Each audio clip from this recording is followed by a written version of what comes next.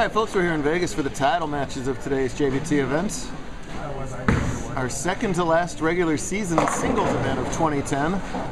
We got our handicap division first. That's top seed Jamie Spector looking to win her first career JBT title. Going up against a guy on the opposite end of the career title spectrum looking to become our all-time leader in handicap division titles. Stephen Acuff yet again. He was my doubles partner yesterday. He was Lebrel's doubles partner yesterday. Lebrel would like to say. I'd point out Lebrel, but I'm not going to swivel the camera and put him on camera because I'm not very happy with him right now. Cross lane at the 4-pin. Nice job at the spare. The difference in handicap rate is 7 pins in this match. Jamie's getting those 7 pins, so Steven's going to have to win this game by 8 to win the title. Stephen Acuff has just been on all kinds of fun fire all season long. Had a good finish to the end of last season.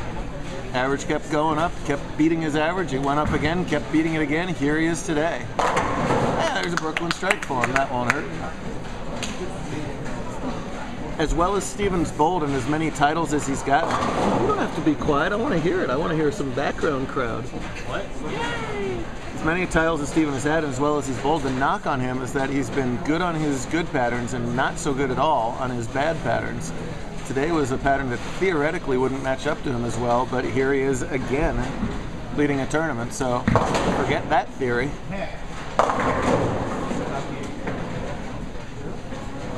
And he's just been steadily improving at a faster rate than his average has been improving. That's how you win handicap tournaments.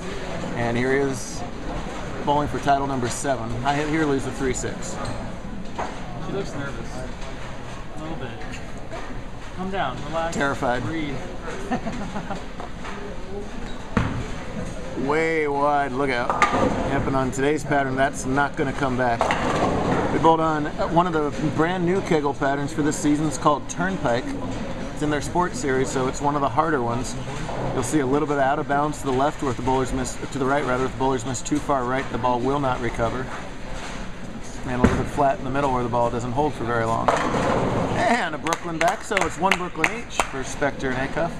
Jamie throws a straighter shot than Steven, so she's going to be less affected by those lane condition changes. She just has to stay within her game and make her spares and hopefully notch career title number 1.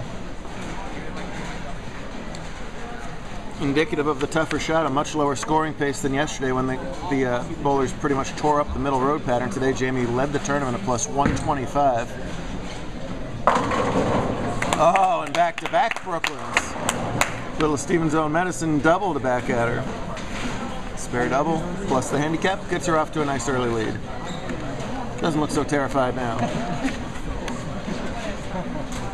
Steven, the current all-conference point leader in the handicap division, was leading New Mexico, Texas before last week. I don't think he is anymore. That's got to. Yeah, you see when you miss too far right too early, the Turnpike's big feature is that there's a lot of oil mid-lane, and I don't mean left to right on the lane, I mean distance-wise mid-lane. They really add the volume there on the pattern. So what that does is kind of flatten the pattern out at where the break point would be and where the ball is supposed to pick up a roll. So you really got to be accurate through the mids or you're going to leave results like that. Nice job in the spare though. Steven qualified 3rd today and he's won 2 matches in the step ladder finals so far. Got by Luke Jordan in the last match in the semifinals. Got by Ian Hannison in round 1 and Ian won round 1 over Andrew Guba. Plus was good enough to make the top 5 today. Andrew qualified 5th at plus 3. So if you had a plus on your card, at the end of the day, you were in the chips.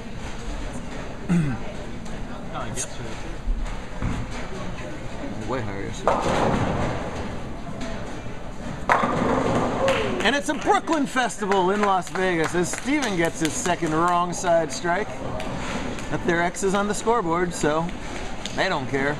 Steven ignores Jamie's high five. There we go. Big bully.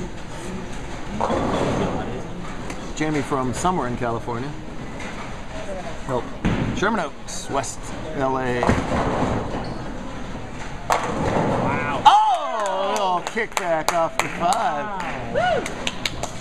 That was some straight ball pin action there, as that ball didn't have enough power to originally take out the 5, but something came back and tomahawked the 5 out of the rack. Make it 3 in a row. Impressive starts. Jamie and Pop Dad had a good doubles tournament yesterday, making the cut. Looking to get the win on her own. You betcha! Making a 4-bagger. Spector. Spector Ma and Spector Pa getting excited off to my right there. They're trying to contain themselves.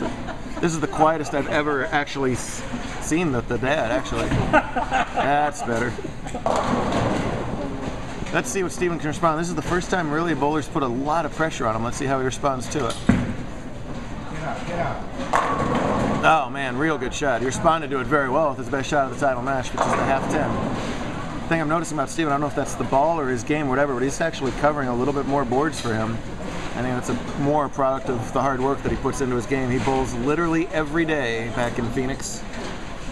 Practices his keister off, and that's another key to it, guys. I mean, practice should be rewarded, and that's why you keep seeing him on these webcasts. Works hard at his game.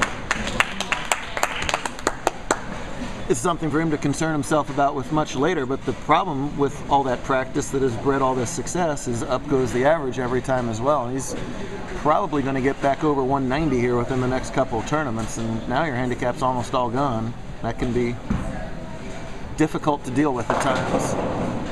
That's a problem for the near future. Right now his problem is Jamie's 4-bagger, and he's going to have to try and dig into here. Nice shot. All right. Hit 10 board, get straight. Yeah, it looks like his best look is just sort of a high ball speed sort of fade right now. He tries to cover too many boards, it looks a little bit squirrely at the break point, so hopefully he'll keep it like that the rest of the way. Let's see if Jamie can extend her string to 5 in a row here. It's right there. You betcha! Boom! Boom! Boom! Boom! And boom! When you're given pins and start stringing the strikes, that can really be painful for your opponent. That's almost as painful as being a Tampa Bay fan right now. You regular YouTube watchers know I'm a pretty diehard Bucks fan, and we are in mourning right now. Jamie is about to be in absolute cloud 9 if she can make it a 6-bagger. Oh! Rolls the 2-pin! She's unstoppable! It is all Spector all the time. Give her a 6-bagger. Mama can't contain herself anymore, and who can blame her right now, really? That is a huge break. Throwing good shots, getting the good carry, and oh, look out. Oh, Steven almost got the domino there, and unfortunately for Steven, he really needed it there. This one is almost already done. It's gotten into this one. Over in the scratch division, looks like it's going to be Kyle King and Zach Attori going at it for a title. It's a clash of the Southwest Titans. What is Jared? Jared, did you get the scratch division? Do you understand the invitational thing, that it's worth coming back from Texas, and that his hair's crazy and all that stuff? That his hair's crazy. We had a snow cone finish 3rd today in scratch. Sean Lavery. Lime cherry. Listen, I got blonde highlights myself. So if you're gonna have hair, you might as well have fun with it. So, you know, I have no problem at all with it. Snow cone. I mean, I liked it. It wasn't an insult. Snow cones are delicious. That should be on his back of the shirt. Snow cone. That'd be awesome. Maybe that little like heart thing.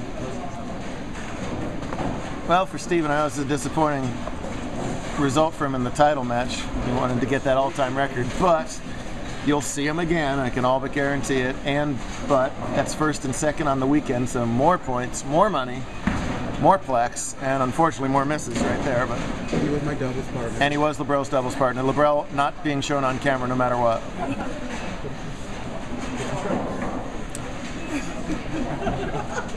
Somebody whose name rhymes with Fabrel Treach said that I was pushing 40 in the old age-o-meter.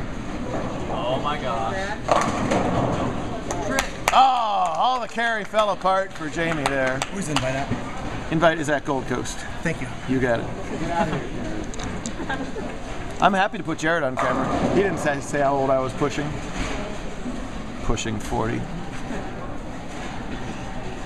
I like the snow cones. They're better than the Lebrels. Cisco-looking old man. 2-4 spare, no trouble at all for Jamie. My goodness. What monster. have to look at the high games for the day here. Jamie's high game for the day was 257 with pins, 236 scratch on a 176 average, so she's been putting up numbers all day long. The high game for the field today in the handicap division was, well, was that 257, tied with Luke, no, it was 264 by Jared Gonzalez. Jamie's tied for second with Luke Jordan with the 257, so she's well on her way to busting that record if she can stay clean and pick up even more points. Points mean everything on our tour, and you get points obviously for winning the event and finishing in the top 25. You also get points for high games, so, and you can do that multiple times. So this is actually valuable in two ways to her. She'll be getting the winner's points obviously, and she can add on some more high game points. Points get you into our year-end tournaments, factor in the bowler of the year, all-star teams, all kinds of different things. So she stays clean with another spare in the ninth.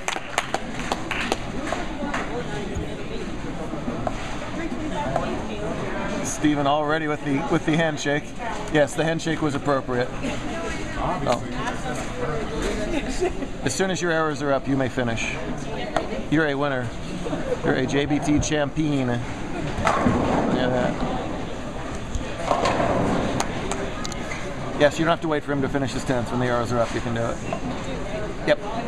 Fast track it, as they say. Get it over and done, because it's over and done.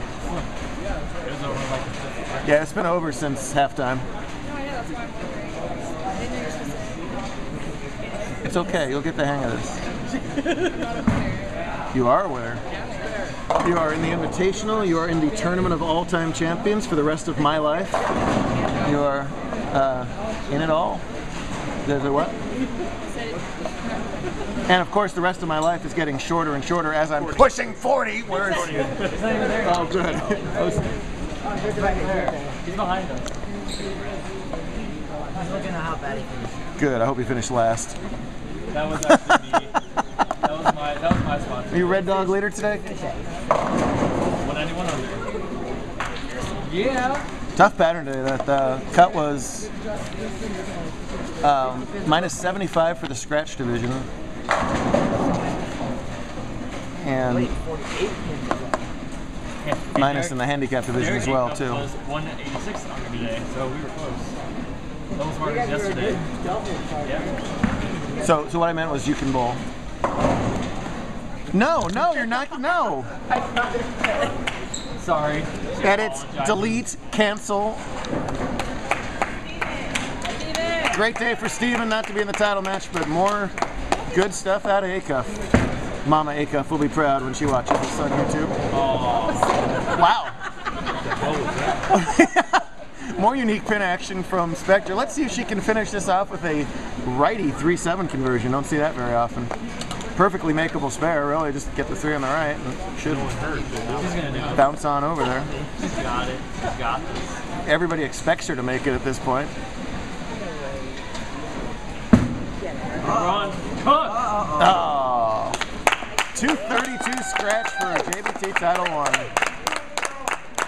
Great job out of Jamie. Congratulations to her. Be sure to check out the scratch division of this match, of this tournament on YouTube as well, coming up next. Crowd hug.